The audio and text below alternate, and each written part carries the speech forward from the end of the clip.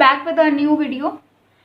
हम last mathematics NCERT का portion जब कर रहे थे उसमें हमने हमारी बुक का 4th चैप्टर जो है क्वाड्रेटिक इक्वेशंस को हमने लास्ट क्लास में फाइनली कंप्लीट कर लिया है। क्वाड्रेटिक इक्वेशंस के बाद जो हमारा 5th चैप्टर आता है वो हमारा है अर्थमेट्रिकल प्रोग्रेशन का। अभी हम अर्थमेट्रिकल प्रोग्रेशन यहाँ देखेंगे। उससे पहले जिन जिन लोगों ने जो हमारे मेरे नए व्यूअर्स हैं वो पहले हमारे जो प्रीवियस वीडियोस हैं उसको जाके गो थ्रू कर लें, उसके बाद आगे के वीडियोस को ज्वाइन करें। अभी यहाँ पर हम देखेंगे अर्थमेट्रिकल प्रोग्रेशन, ये जो हमारा नेक्स्ट चैप्टर होने वाला है इसको हम देखेंगे कि किस तरीके से हम इजी वे में इसको सॉल्व कर पाएंगे और अर्थमेट्रिकल प्रोग्रेशन होता क्या है सबसे पहले इंट्रोड्यूस करा दूँ मैं आपको। ओके, सो अभी आप अपने मोबाइल स्क्रीन के सामने देख रहे होंगे। There is a very basic and very simple definition is there about what is arithmetic progression. So AP we can call it AP in a very short form, but एक standard form में हम इसको क्या बोलते हैं, अर्थमेट्रिकल progression. सो मैं AP यहाँ पर बोलूँगी। AP की हम बहुत ही सिंपल सी डेफिनेशन यहाँ पे दी हुई। So I read the definition. AP is a sequence of numbers in which each term after the first is obtained by adding a constant D to the preceding term. The constant D is called the common difference. Okay, arithmetical progression की जो definition दी हुई है इस definition के मुताबिक AP जो होता है अर्थमेट्रिकल प्रोग्रेशन, AP एक क्या होता है, सीक्वेंस ऑफ नंबर होता है। क्या होता है, सीक्वेंस ऑफ नंबर होता है। और ये जो नंबर सीक्वेंस होता है ये कुछ इस तरीके से जमा होता है कि उसकी पीछे वाली जो टर्म होती है, मतलब प्रीसीडिंग टर्म होती है, पीछे वाली टर्म को, पहले वाली टर्म को प्रीसीडिंग एंड आगे वाली टर्म को सक्सीडिंग कहते हैं। सो प्रीसीडिंग टर्म में एक कांस्टेंट नंबर जोड़ा जाए अगेन एंड अगेन, बार बार, तो हमको एक सीरीज मिल जाती है। ओके, तो वही सीरीज हमारी क्या कहलाती है, अर्थमेट्रिकल प्रोग्रेशन कहलाती है। और जो हमारा D होता है, जो हमारा कांस्टेंट टर्म होती है जिसको हम जोड़ रहे होते हैं, द कांस्टेंट D और the constant term which we are adding in the preceding terms again and again in order to make a long sequence is called a common difference. अब मैं आपको बताऊंगी कि किस तरीके से आप इसको निकालते हैं। Definitely I will use the paper pen, but उससे पहले कुछ स्लाइड्स आप और देख लीजिए ताकि आपको अच्छे से एक समझ में आ जाए इसका कॉन्सेप्ट क्या है। ओके, नेक्स्ट आप स्लाइड देख रहे हैं। नेक्स्ट स्लाइड में आप यहाँ पर देख रहे हैं कि जो अर्थमेट्रिकल सीक्वेंस है वो क्या होता है। वहाँ पर अभी जब डेफिनेशन हमने पढ़ी उस डेफिनेशन में क्या लिखा हुआ था कि अर्थमेट्रिकल सीक्वेंस बनाता है। सो ऐसे तो भी in the terms of definition आपको समझ में आ गई है, बट एक्चुअली जब इसको बनाने जाते हैं तो किस तरीके से बनाते हैं। नेक्स्ट स्लाइड में आप देख रहे हैं, a pattern of a number that increase or decrease at a constant amount is called the arithmetical sequence. ये यहाँ ये कह रहा है कि एक पैटर्न होता है नंबर्स का, ऑब्वियसली ग्रुप ऑफ नंबर्स और द चेन ऑफ नंबर्स और द पैटर्न ऑफ नंबर्स होता है ये। तो ये एक्चुअली इसका नेचर कैसा होता है, द नेचर इज या तो ये इंक्रीजिंग होगा और या तो ये डिक्रीजिंग होगा। ठीक है, it can be negative, it can be positive, ठीक है, इट कैन बी असेंडिंग और डिसेंडिंग एज वेल। ठीक है, यहाँ पर एक एग्जाम्पल भी दिया हुआ है। देयर इज अ 2 का टेबल लिखा हुआ है, यहाँ पे 2 का पहाड़ा लिखा हुआ है। देखिए 2, 4, 6, 8, 10, 12। यहाँ पर ये जो चेन दी हुई है या फिर ये जो सीरीज दी हुई है, और you can say it pattern, chain, series, sequence, कुछ भी कह सकते हैं आप इसको। सो यहाँ पर आप क्या देख रहे हैं कि यहाँ पर वही हो रहा है, क्या हो रहा है कि प्रीसीडिंग टर्म मतलब पिछली वाली जो टर्म है उसमें हम एक कांस्टेंट नंबर 2 को, कांस्टेंट नंबर 2 को क्या कर रहे हैं, ऐड कर रहे हैं। सो उसको ऐड करने से क्या हो रहा है कि हमारी जो सक्सीडिंग टर्म है, आगे वाली टर्म है, वो बनते जा रही है। ठीक है, 2 में आप 2 प्लस करेंगे जो कि हमारा 2 क्या है, कांस्टेंट है, तो हमको 4 देगा। अब 4 हमारी क्या हो गई, प्रीसीडिंग टर्म हो गई। 4 में आप 2 ऐड करेंगे वो हमको 6 देगा। 6 में आप फर्दर 2 ऐड करिए, इट विल गिव यू 8, है ना। Add 2 more in the preceding term 8, it will give you 10 and then it will give you 12 as a succeeding term। ठीक है, नेक्स्ट आप देखेंगे। नेक्स्ट मैंने वहाँ पर आपको बताया था डेफिनेशन में, what do you mean by the common difference. Common difference, what is the common difference. So common difference is the term, common difference is that common term, that particular common term by adding which to the preceding term we get the succeeding term। ठीक है, ये common difference वही है, ये वही common number है जिसको preceding term से जोड़ने के बाद ये हमको आगे आने वाला एक सक्सीडिंग नंबर देता है। यहाँ पर देखिए, the common difference is the constant amount of change between the number. ये एक कांस्टेंट अमाउंट होता है बदलाव का, चेंज का हर नंबर्स के बीच में। यहाँ पर again we are using the same example of that 2 का टेबल, दैट इज 2 4 6 8। ठीक है, यहाँ पर क्या देख रहे हैं, हर यहाँ पर नीचे लिखा हुआ है +2 +2 +2। तो व्हाट डज दैट मीन?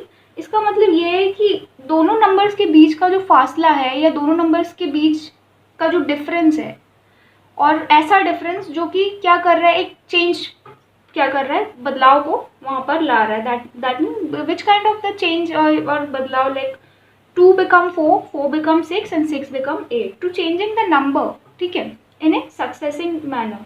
सो क्या हो रहा है यहाँ पे, कांस्टेंट क्या चीज़ है यहाँ पर, the difference, D is constant, +2 +2 +2। Okay, now next आप देखिए कॉमन डिफरेंस फाइंड कैसे करते हैं। सो थोड़ा और आप क्लियरली इसको देखिए नेक्स्ट स्लाइड में देखेंगे।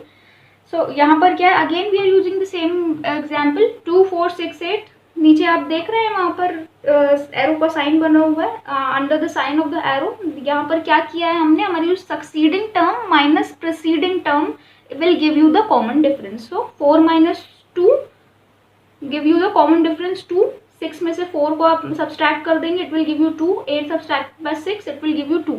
And finally 2 what 2 is your common difference. So अब आप ये कहेंगे कि क्या आपको जितनी भी टर्म दी हुई है उन सारी टर्म्स को ऐसा करके देखना है? नहीं, आपको सारी टर्म्स को ऐसा करके नहीं देखना है। आपको क्या करना है, आपको कोई भी रैंडम 2 टर्म्स आपको उठा लेनी है।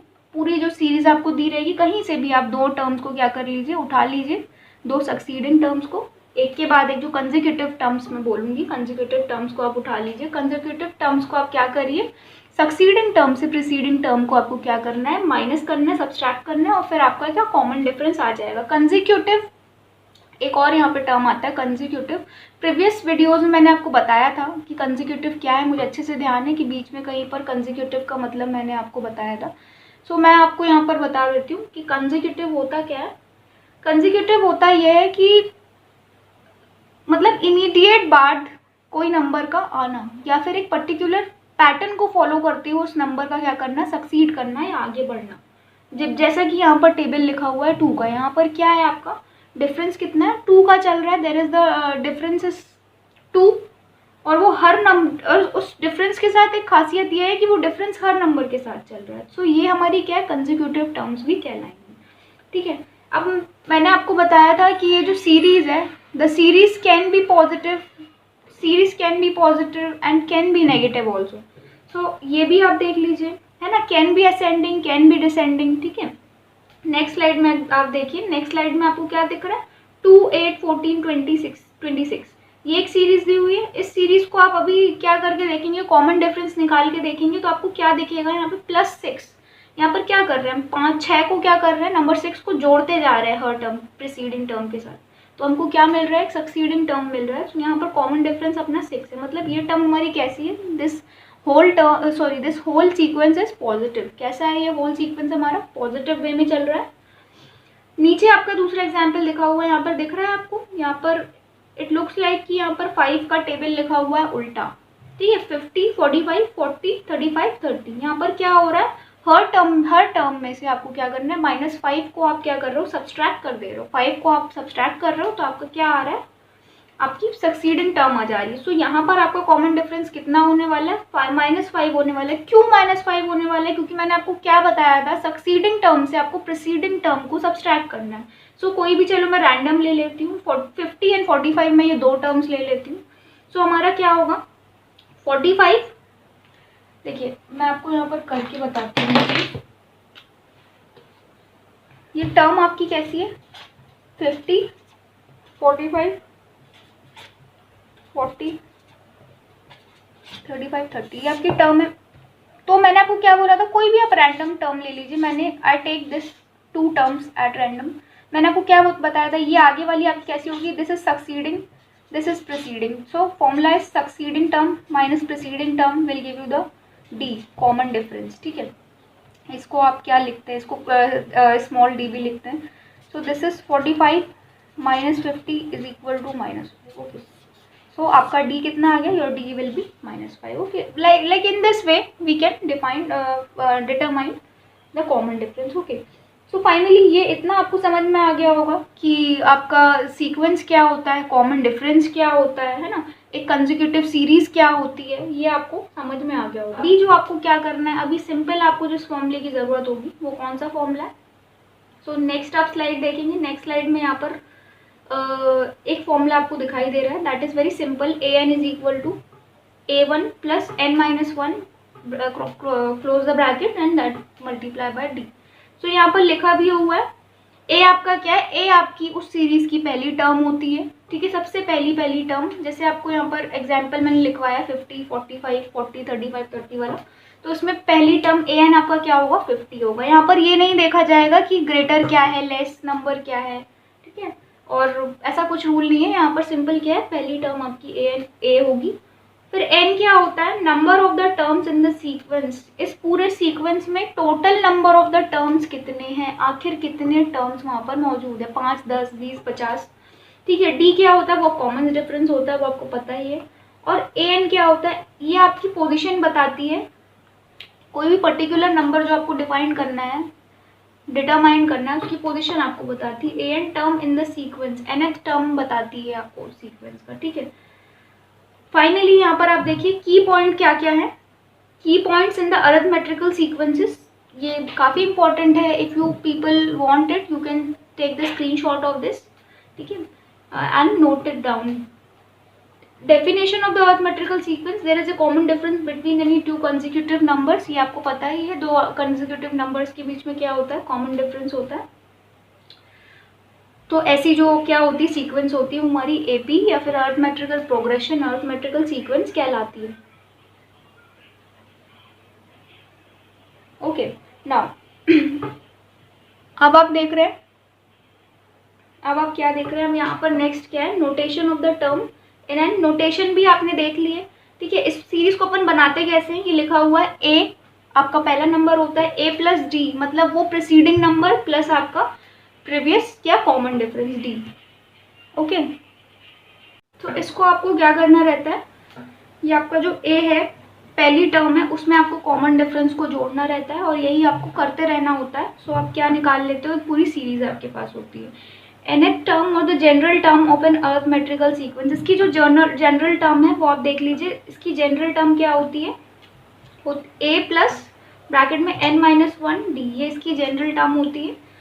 And the sum of the first nth term जो होता है वो मैंने आपको अभी अभी पहले बताया, थोड़ी देर पहले, जो हमको बहुत लास्ट में पढ़ना है, that is the last section of your book, sorry of this chapter, n/2 under the bracket 2a plus n-1 of the bracket d and again of the bracket, ठीक है।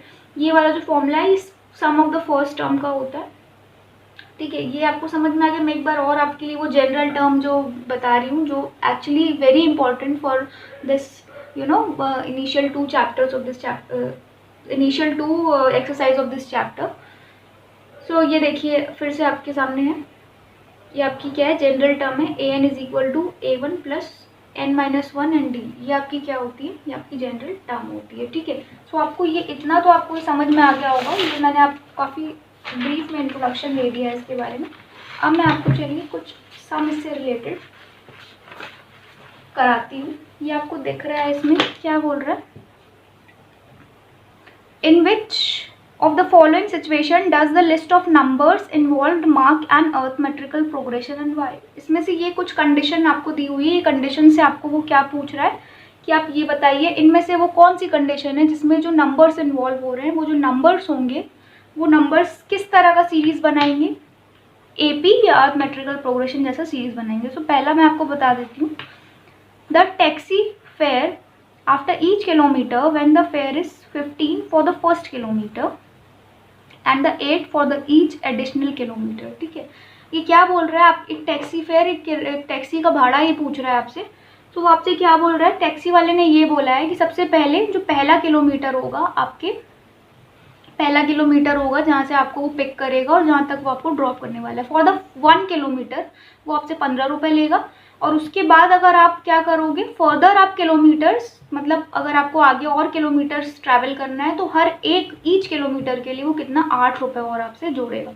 मतलब मैं यहाँ पे लिख दे रही हूँ कि ये देखिए 15 रुपये आपका क्या हो जाएगा, दैट इज़ योर ए ये आपका क्या हो जाएगा, आपको दिख नहीं रहा है मेरे ख्याल से, ओके ठीक है, ये तो दिख रहा होगा 15, ठीक है। ये आपका क्या हो जाएगा, ये आपका हो जाएगा A 15 किलोमीटर, ओके।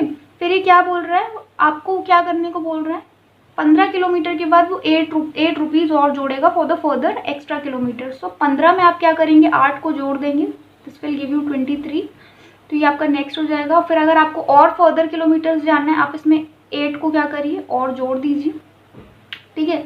सो ऐसे आप प्लस करते जाएंगे 8 को, तो ये आपको क्या दे देगा, एक सीरीज दे देगा। और आप एक क्या चीज़ देखेंगे कि सब इनके बीच का जो डिफरेंस होगा वो कितना आने वाला है, +8 आपका क्या होगा, डिफरेंस होगा। मतलब ये आपका क्या बनाएगा, ये आपका अर्थमेट्रिकल प्रोग्रेशन बनाएगा। सो ये फर्स्ट वाले का आपका आंसर क्या होगा, यस। फर्स्ट वाले का आंसर आपका होगा यस। सेकंड वाला, थर्ड वाला, फोर्थ वाला, ठीक है, ये आपको खुद करके देखना है, मैं सारे आपको नहीं बताऊंगी, ये कुछ आप घर में बैठ के भी करिए, ठीक है। सो इस तरीके से आप ये वाले सम को इजीली सॉल्व कर पाएंगे, ओके।